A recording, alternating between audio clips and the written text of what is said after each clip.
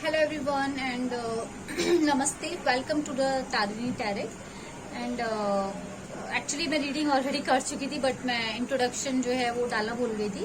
तो ये जो रीडिंग है बेसिकली हॉरोस्कोप के बेसिस पे हो रही है। आप अपना डिटेल जो भी है मतलब कौन से हॉरोस्कोप के लिए, कौन सी राशि के लिए मैं अभी ज़ोडिएक साइन के लिए मैं रीडिंग बना रही हूँ वो आप जो है टाइटल पे देख सकते हैं, ठीक है। और मैंने हर राशि के लिए अलग अलग सेपरेट वीडियो बनाई है, ठीक है, तो ज़्यादा लंबी वीडियो नहीं होगी। और इसके अलावा उसमें दो कार्ड्स होंगे जो कि एक होगा आपकी पर्सनल लाइफ से रिलेटेड एंड जो दूसरा है वो आपका करियर से रिलेटेड होगा। और ये जो है नेक्स्ट 10 डेज के लिए, तो ये एक टाइमलेस रीडिंग है। अगर आप देखेंगे तो आप जब भी देखेंगे वो नेक्स्ट 10 to 15 डेज के लिए मतलब ये रीडिंग होगा, ठीक है। साथ ही साथ ये मेरे हैंडमेड कार्ड्स है, तो इसमें आपको क्या करना चाहिए, जो एक्शन लेना है वो मतलब मैं इसमें निकालती हूँ, ठीक है, कि आपको क्या एक्शन लेना है आपकी सिचुएशन के अकॉर्डिंग। तो वो आप इसमें देख सकते हैं। अगर आपसे रेजोनेट करता है then like share and subscribe करना आप मेरे चैनल को, और आप कमेंट करके बताना कि क्या रेजोनेट हुआ या फिर आप किस टाइप की और वीडियोस चाहते हैं वो आप मुझे कमेंट सेक्शन पे बता सकते हैं, ठीक है। पर्सनल रीडिंग चाहिए तो डिस्क्रिप्शन बॉक्स पे डिटेल्स दिया है, बाकी स्क्रीन पर भी मैं ऊपर यहाँ पर अपना व्हाट्सएप नंबर दे देती हूँ, तो आप वहाँ पे मुझे कोऑर्डिनेट कर सकते हैं, ठीक है। तो अभी जो है आप अपनी रीडिंग देख सकते हैं। मैं टाइम स्टैम्प पे रीडिंग लगा दी है जब से रीडिंग स्टार्ट होगा, एंड करियर का रीडिंग एंड जो आपकी पर्सनल लाइफ या लव लाइफ है उसकी रीडिंग का भी मैंने टाइम स्टैम्प लगाया है। तो आप डायरेक्टली चेक कर सकते हैं कि आप अपना करियर देखना चाहते हैं केवल, या फिर लव लाइफ देखना चाहते हैं या पर्सनल लाइफ देखना चाहते हैं, या फिर दोनों देखना चाहते हैं। तो वो टाइम स्टैम्प लगाया है, आप देख सकते हैं, ठीक है। सो आपको मैं मिलती हूँ आपके रीडिंग पे, तो आप टाइम स्टैम्प पे डायरेक्टली चेक कर सकते हैं, ओके। सो बाय। हे कैप्रिकॉर्न, सो अगर आपकी राशि है कैप्रिकॉर्न तो ये रीडिंग है आपके लिए। आपका जो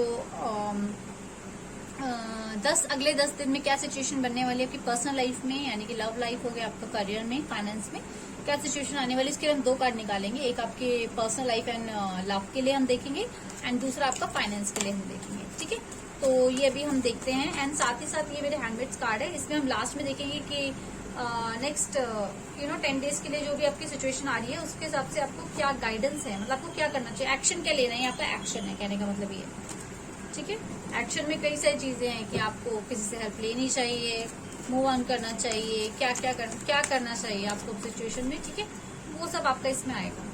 तो मैं यहाँ पे अभी दो कार्ड जो है वो निकालूंगी, okay. Personal life, the tower, उथल पुथल चल रही है आपकी लाइफ में क्या, मुझे बताइएगा।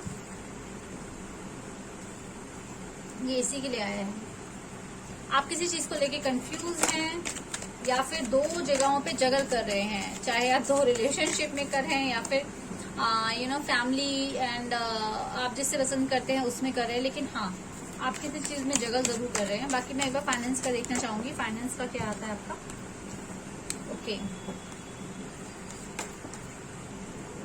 ओके। एस ऑफ स्वॉर्ड्स, वैसे मैं दो कार्ड निकालती हूँ, मैंने 4 निकाल दी अपने आप ही फिरते फिरते, तो पता ही नहीं चला मुझे। Queen of wands, end of the deck, okay. बात करते हैं आपके पर्सनल लाइफ की या फिर आपकी लव लाइफ की। तो ऑब्वियसली सिचुएशन आपकी ट्रांसफॉर्मेशन चल रही है, ठीक है, कुछ चेंजेस चल रहे हैं आपकी लाइफ में, अभी नॉर्मल तो नहीं है पर्सनल लाइफ में। आप दो चीजों को लेके जगल कर रहे हैं, आपकी फैमिली एंड आपके जो पार्टनर है उसमें हो सकता है, ठीक है, या फिर आप दो सिचुएशन पे, दो लोगों पे जगल कर रहे हैं कि आपको ये पसंद है ये पसंद है, ठीक है। तो उस टाइप की कोई सिचुएशन है आपके पास है। यहाँ पर आपको डिसीजन लेने की जरूरत है कि आपको क्या करना है। आपको इनडिसिसिव होने की जरूरत नहीं है, ये मैं आपसे कहूंगी। आपको जो भी है एक्शन लेने की जरूरत है, ठीक है। तो आपका जो कैप्रिकॉर्न, जो आपका ये पर्सनल लाइफ में आ रहा है ना, यहाँ पर आपको ना थोड़ा सा सेंसिबल बनने की जरूरत है। सेंसिबल मतलब कि आपको थोड़ा सा मेच्योर होने की जरूरत है, आपको यहाँ डिसीजन लेने की जरूरत है, ठीक है। आप जो भाग रहे हैं ना सिचुएशन से, वो आपको नहीं भागना है। आप या फिर अगर वाइस वर्सा, अगर आप अपने पर्सन के पर्सपेक्टिव से देख रहे हैं तो मैं आपको ये बोलूंगी कि आप हैं, आपके पार्टनर है, जो भी भाग रहा है उसको भागने की जरूरत नहीं, क्योंकि आपको आज नहीं तो कल सिचुएशन का सामना करना ही पड़ेगा। तो अभी भी कर सकते हैं, ठीक है। नहीं तो अगर आप भागते रहेंगे ना तो चीजें डिले होती रहेंगी। आप ये मत सोचिए कि मैं भागता रहूं, चीजें खुद ब खुद हो जाए, तो वो चीज नहीं होगी। उसके हिसाब से फिर चीजें जो है और भी वर्स होती चली जाएंगी, ठीक है। तो आपको सिचुएशन से ना भागते हुए सिचुएशन का सामना करने की जरूरत है। ठीक है। अगर आप दो रिलेशनशिप में कंफ्यूज है तो वहां पर भी आप जिसे पसंद करते हैं, जिसकी तरफ आप हैं, आपको उस पर डिसीजन लेने की जरूरत है, दूसरे इंसान को भी बताने की जरूरत है। ठीक है, आप दो चीजों में भाग नहीं सकते हैं। दो जगहों पे अगर आप सोच रहे हैं ना, तो फिर वो गड़बड़ हो जाएगी। वो आपके लिए भी होगी, आपके अदर जो इंसान है, पार्टनर्स है, उनके लिए भी होगी। फैमिली या फिर अपने प्यार में अगर आप कंफ्यूज हैं, या फिर आप अपने करियर में आप अगर जॉब कर रहे हैं, आपको समय नहीं मिल पा रहा अपने पार्टनर के लिए, उन दोनों चीजों में भी कंफ्यूज है, तो आपको बैलेंस बनाने की जरूरत है।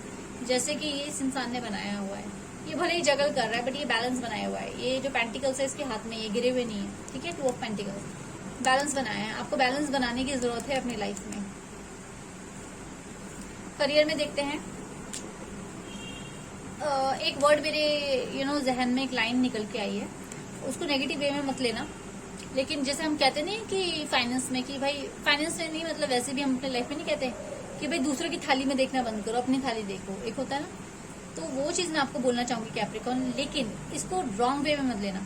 अपनी थाली में देखो, दूसरे की थाली में मत देखो। इसका मतलब यहाँ पर ये है कि फॉर एग्जाम्पल, जैसे आप और आपके कोई कलीग हैं, ठीक है, आप हो सकता है सेम डेजिग्नेशन पर हो, या हो सकता है वो आपसे जूनियर हो।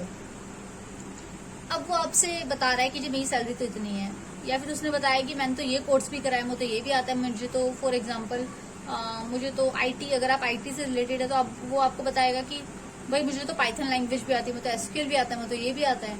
अब आप क्या सोचेंगे, आप अपने आप को कम समझेंगे, आप अपने आप की हीन भावना लेकर, हो सकता है आपको नहीं आता हो, लेकिन आपको अपने से कम समझने की जरूरत नहीं है। आपको अपना एटीट्यूड जो है ना पॉजिटिव लेने की जरूरत है कि ठीक है, इसको नहीं, इसको आता है, अच्छी बात है, तो मतलब मुझे भी ये करने की अगर जरूरत है मेरे करियर में आगे बढ़ने के लिए, ठीक है, ऑनलाइन कोर्सेज इतने हैं, मैं भी लर्न कर लूंगा। आप ये सोच रहे हैं कि यार इसको तो ये चीज पहले से आती है, ये चीज मुझे नहीं आती, तो इसके पास तो पहले से 2 प्लस पॉइंट है। मतलब जो चीज मैं अभी अगर कर रहा हूँ और वो चीज करने में मुझे 6 महीने लगेंगे, तो 1 महीने में वो चीज हासिल कर लेगा। तो आप दूसरों पे ज्यादा फोकस ना करते हुए खुद पे फोकस कीजिए।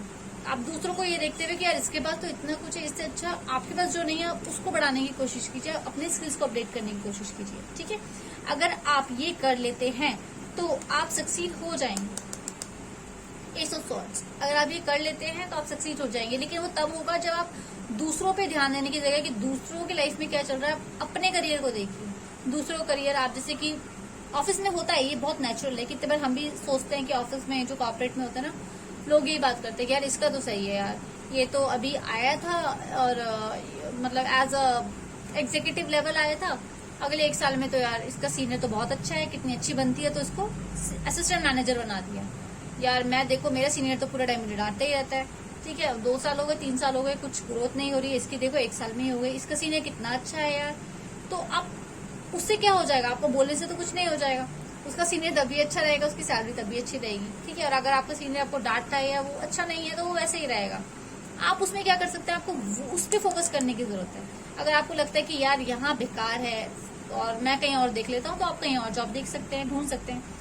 आप उसी सिचुएशन में और बेटर बना सकते हैं। अगर आपके सीनियर की कुछ और डिमांड है और आपको लगता है कि मैं थोड़ा सा अगर अपनी स्किल्स को अपडेट करूँ तो मैं उसकी डिमांड्स को फुलफिल कर सकता हूँ, तो आप फिर उस पर फोकस कीजिए। ठीक है, तो कहने का मतलब है कि दूसरे इंसान को यार कितना अच्छा मिल गया, ये तो मुझसे जूनियर आया था लेकिन इसकी सैलरी तो मुझसे ज्यादा है, वो चीज सोचते हुए मैं अपनी सैलरी कैसे बढ़ाऊं, मैं अपनी स्किल्स कैसे बढ़ाऊं, मैं अपना काम कम मतलब कैसे करूं, या स्मार्टली कैसे करूं, उस पर आप ज्यादा फोकस कीजिए। अगर आप उस पर फोकस करेंगे तो आपको सक्सेस मिल जाएगी, जो भी आपको चाहिए, प्रमोशन, डेजिग्नेशन। क्योंकि यहाँ पर जो है ना थोड़ा सा कंपटीशन की भावना मुझे लग रही है। हो सकता है आपका कोई कॉम्पिटिटिव है ऑफिस में, या फिर ऐसा हो सकता है कि आपको प्रमोशन चाहिए लेकिन उसके 2 या 3 हकदार हैं, ऐसा कुछ हो सकता है।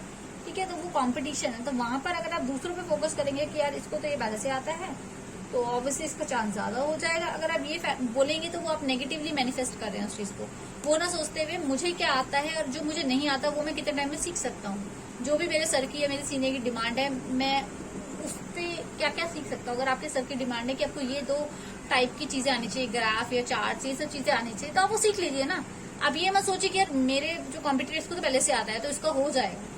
अब ये मत सोचिए, हो सकता है आपका सीनियर आप तो ज्यादा पसंद करता हो, वो चाहता हो कि भाई तू सीख ले, मैं तेरे को ही चाहता हूँ कि तू आगे ग्रो कर जाए मेरी टीम में, हो सकता है। बट अगर आप बैठे बैठे से सोचते ही रहेंगे, करेंगे नहीं, तो फिर दूसरा बंदा बाजी मार ही जाएगा।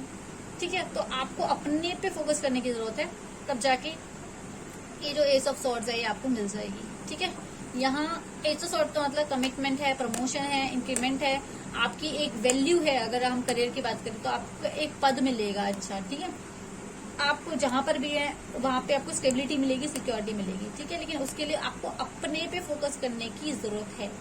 बहुत मैं आपको जिसे कहते हैं ना, बहुत स्ट्रांगली मैं आपको रिकमेंड कर रही हूँ, आप अपने पे फोकस करिए। नहीं तो आप बस बोलते बोलते ही रह जाएंगे, मन में सोचते ही रह जाएंगे कि यार इसको देखो किस्मत अच्छी है, ये है वो है, में तो कुछ भी नहीं है, फिर सब बेकार हो जाएगा, ठीक है। खुद पे फोकस कीजिए, साथ ही साथ एक पार्ट निकालते हैं यूनिवर्स का।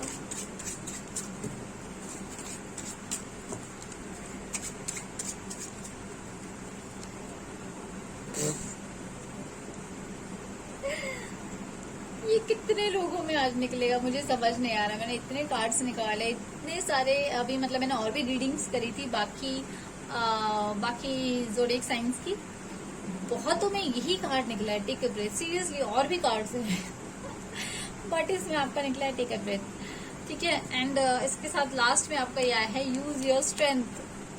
आपका जो स्ट्रेंथ है ना, आप उसको यूज कीजिए। मैं इसको भी कार्ड पर लूंगी क्योंकि पता नहीं क्यों मुझे ऐसा लगा कि ये आपका रेजोनेट ज्यादा कर रहा है। टेक अ ब्रेथ और यूज ऑफ स्ट्रेंथ दोनों का मतलब क्या है? टेक अ ब्रेथ का मतलब ये है कि सबसे पहले तो आप अपने दिमाग को शांत कीजिए। जो आप दूसरों पे फोकस कर रहे हैं वो करना बंद कीजिए कि यार इसके पास तो ये है, ये तो इस वाले कॉलेज से पढ़कर आया था, इसने तो ये ग्रेजुएशन, इसने तो एमबीए करी थी, मेरे तो एमबीए भी नहीं है यार, मैं तो सिर्फ ग्रेजुएशन कर रखा है, इसके चांसेस तो ज्यादा लग रहे हैं, ये तो ज्यादा अच्छा बोल लेता है, ये तो ये चीज ज्यादा कर लेता है, या ये देखने में अच्छा है,